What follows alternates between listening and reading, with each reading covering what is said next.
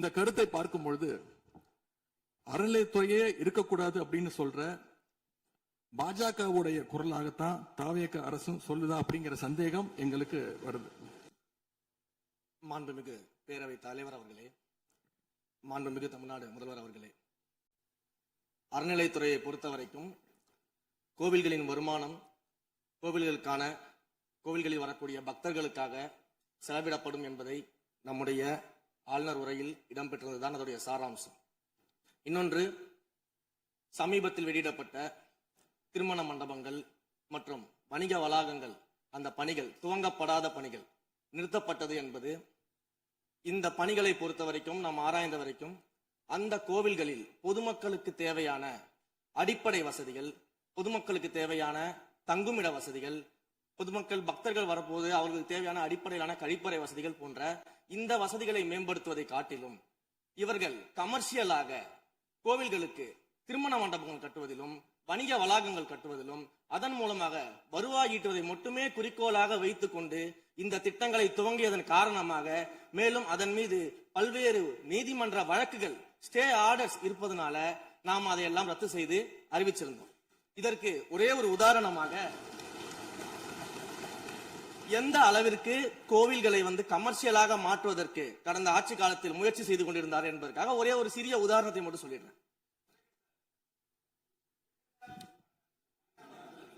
அருள்மிகு குன்னூரில் இருக்கக்கூடிய அருள்மிகு விநாயகர் திருக்கோயில், ஏறத்தாழ அந்த கோயில்கள் இருந்து கோயில் நிதியை பயன்படுத்தி 10 கோடி ரூபாய் மதிப்பில ஒரு மல்டி லெவல் கார் பார்க்கிங் வசதியை அந்த கோயிலுக்கு ஏற்படுத்துவதற்கான திட்டத்தை இந்த அரசு அனுமதித்திருக்கிறது.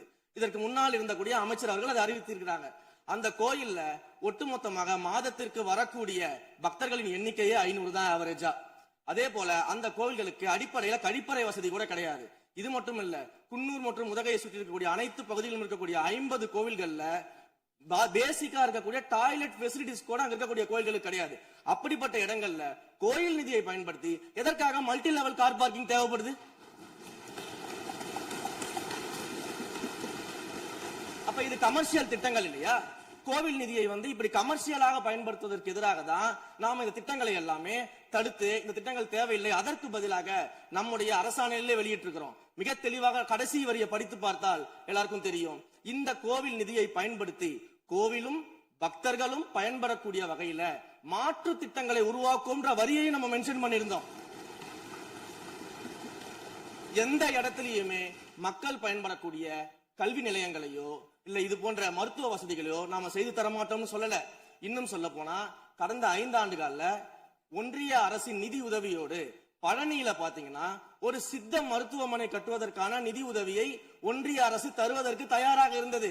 ஆனா கடந்த ஆட்சியில அந்த திட்டத்தை அப்படியே கிடப்புல போட்டுட்டு, கேட்டா ரெக்கரிங் செலவை எங்களால ஏத்துக்க முடியாது அப்படின்னு சொல்லி கிடப்புல போட்டு வச்சிருந்த இந்த திட்டத்தை நாம இன்றைக்கு கையில் எடுத்து அதை துவங்குவதற்கான ஆய்வில் இறங்கியிருக்கிறோம்.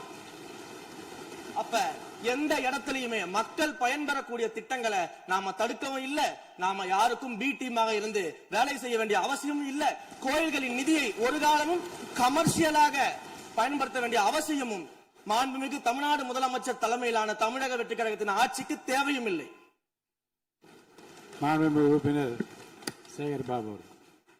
மாண்புமிகு பேரவைத் தலைவர் அவர்களே, இந்து சமய அறநிலைத்துறை கொடைகள் என்ற ஒரு சட்டம் இருக்கின்றது.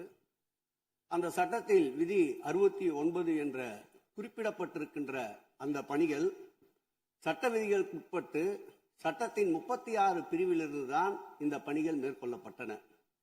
குறிப்பாக ஏதோ அமைச்சரே முடிவு செய்து திருமண மண்டபங்களையும் வணிக வளாகங்களையும் ஏற்படுத்துவதற்கு உத்தரவிட்டதாக மாண்புமிகு அமைச்சர் அவர்கள் அவைக்கு உண்மைக்கு புறம்பான தகவலை தந்து கொண்டிருக்கின்றார். ஒவ்வொரு திட்டங்களும் அன்றைய காலகட்டத்தில் இருந்த சட்டப்பேரவை உறுப்பினர்களுடைய பரிந்துரையின் அடிப்படையில், சட்டப்பேரவை உறுப்பினர்கள் கேட்டுக்கொண்டதற்கு அடிப்படையில் தான் அனைத்து திட்டங்களும் அந்த காலகட்டங்களில் கொண்டு வரப்பட்டது. அதோடு மட்டுமல்ல, உறுப்பினர் அவர்கள் குறிப்பிட்டு கூறினார், குன்னூரிலே மல்டி லெவல் கார் பார்க்கிங் கொண்டு வரப்பட்டது என்று. அங்கே இருக்கின்ற 56 கோயில்களையும் நான் குன்னூரிலே 5 நாட்கள் ஊட்டியிலே முகாமிட்டு அனைத்து கோயில்களுக்கும் நேரடியாக சென்று ஆய்வு செய்தோம். அந்த ஆய்வின் அடிப்படையில் அந்த திருக்கோயில்களுக்கு வருகின்ற பக்தர்களுடைய அடிப்படை தேவைகளுக்கு வருமானத்தை உயர்த்துவதற்காக குன்னூருக்கு சுற்றுலாவிற்கு வருகின்ற மக்களுடைய வாகனங்கள் போதிய அளவிற்கு பார்க்கிங்களுக்கு இடமில்லாமல் தவிக்கின்ற சூழ்நிலையில் அங்கே மல்டி லெவல் பார்க்கிங் கொண்டு வந்தால் நகராட்சி பரிந்துரையின் அடிப்படையில் வருமானம் பெருகும். அந்த வருமானம் திருக்கோயில்களுடைய மேம்படுத்துகின்ற பணிகளுக்கு உதவும் என்பதற்காகத்தான் அந்த பணிகளை மேற்கொண்டோம் என்பதை மாண்புமிகு அமைச்சர் அவர்களுக்கு இப்போது யார் அறிவுறுத்தி இந்த அரசாணையை வெளியிட்டிருக்கின்றாரோ அவர்தான் அப்பொழுது ஆணையாளராக இருந்தபோது இதே அறிவுறுத்தின் பேரில் அரசாணையை வெளியிட்டிருக்கிறார் என்பதை பேரவைத் தலைவர் வாயிலாக அமைச்சருக்கு தெரிவித்துக் கொள்கிறேன். மேலும் அவர் கூறுவதற்கு எனக்கு பாயிண்ட் ஆஃப் ஆர்டர் பதில் கூறுவதற்கு அனுமதிக்க வேண்டும். மாண்புமிகு பேரவைத் தலைவர் அவர்களே, குன்னூரில் இருக்கக்கூடிய அந்த விநாயகர் கோயிலுக்கு சொந்தமான இடத்துல மல்டி லெவல் கார் பார்க்கிங் அமைப்பதற்கு ஏற்கனவே அங்க இருக்கக்கூடிய நகராட்சி நிர்வாகம் ப்ரப்போசல் வழங்கிய போது அந்த நகராட்சி நிர்வாகத்திடம் நம்முடைய நிலத்தை குத்தகைக்கு கொடுத்து அதன் மூலமாக இருக்கக்கூடிய வருவாயை வைத்துக் கொண்டு நாம் முடிந்த வரையில் நம்முடைய கோயில்களுக்கு தேவையான அடிப்படை வசதிகளை நாம் செய்து கொடுக்கலாம். ஆனால் கோயில் நிதியவே 10 கோடி எடுத்து அங்க மல்டி லெவல் கார் பார்க்கிங் எந்த விதமான பொதுமக்களும் பக்தர்களும் கேட்கல. பக்தர்களும் பொதுமக்களும் கேட்பதெல்லாம் கோயிலுக்கு உள்ளே சென்று மனநிறைவோடு தரிசனம் செய்துவிட்டு வெளியே வரும்பொழுது அவர்களுக்கு தேவையான அடிப்படை வசதிகளை தான் பக்தர்கள் கேட்டுக் கொண்டிருக்கிறார்கள். அதை செய்தாலே போதுமானது. மாண்புமிகு எதிர்க்கட்சி தலைவர் பேசுகிறீங்க. மாண்புமிகு போதுங்க. நீங்க சொன்னீங்க விளக்கம் சொல்லி திருப்பி இதை நான் அனுமதிக்க முடியாது. மாண்புமிகு எதிர்க்கட்சி தலைவர் பேசுங்க. வேண்டாம், போதும். நீங்க பதில் சொல்லிட்டீங்க பாருங்க. மல்டி லெவல் கார் பார்க்கிங் தேவைன்னு அவர் இல்லைன்னு சொன்னாரு. ஏன் போட்டு நீங்க சொல்லிட்டீங்க. அதோட விவாதம் முடிந்தது. மாண்புமிகு எதிர்க்கட்சி தலைவர் பேசுங்க. நீங்க திரும்ப எதுக்கு பாயிண்ட் பாடுற? இனிமே எதிர்க்கட்சி தலைவர் பேசி முடிக்கிற வரைக்கும் குறுக்கீடுகள் அவசியம் இருந்தால் அனுமதிப்பேன், அனுமதிக்க முடியாது. எதிர்க்கட்சி தலைவர் பேசலாம். ஒரு குற்றச்சாட்டு இல்ல, அவர் விளக்கம் தான் சொன்னார். என்ன குற்றச்சாட்டு சொன்னாரு? அவர் விளக்கம் சொல்லிட்டாரு. மாண்புமிகு எதிர்க்கட்சி தலைவர் நீங்க பேசலாம். இனி மாண்புமிகு எதிர்க்கட்சி தலைவர் பேசி முடிக்கிற வரைக்கும் எந்த குறுக்கீடுகளுக்கும் நான் அனுமதிக்க முடியாது. அவசியம் ஏற்பட்டால் விதிகள் உட்பட்டு அனுமதிக்க வேண்டிய உரிமை எனக்கு இருக்கிறது. இப்போது மாண்புமிகு எதிர்க்கட்சி தலைவர் பேசலாம். சொல்லிட்டீங்க. நீங்க பதில் பாருங்க. அவர் சொன்ன உடனே நீங்க பதில் சொல்லிவிட்டீர்கள்.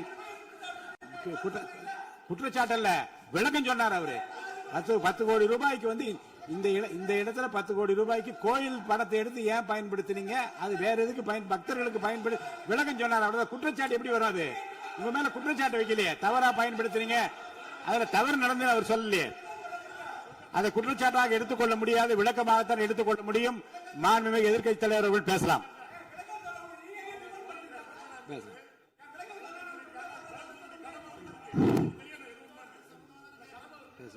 அவை முன்னவர். மாண்புமிகு பேரவைத் தலைவர்களே, அவை முன்னவர்கள் அதற்கான விளக்கத்தை சொல்லியிருக்கிறார்கள். இந்த அறநிலையத்துறை அமைச்சர் அவர்கள் விளக்கத்தை சொன்னார்கள். நீங்கள் அதற்கும் விளக்கத்தை கேட்டு பதிலளித்திருக்கிறீர்கள். மீண்டும் அவர் சொல்வதற்கெல்லாம் பதிலளிப்பதற்கு அவை நேரமில்லை.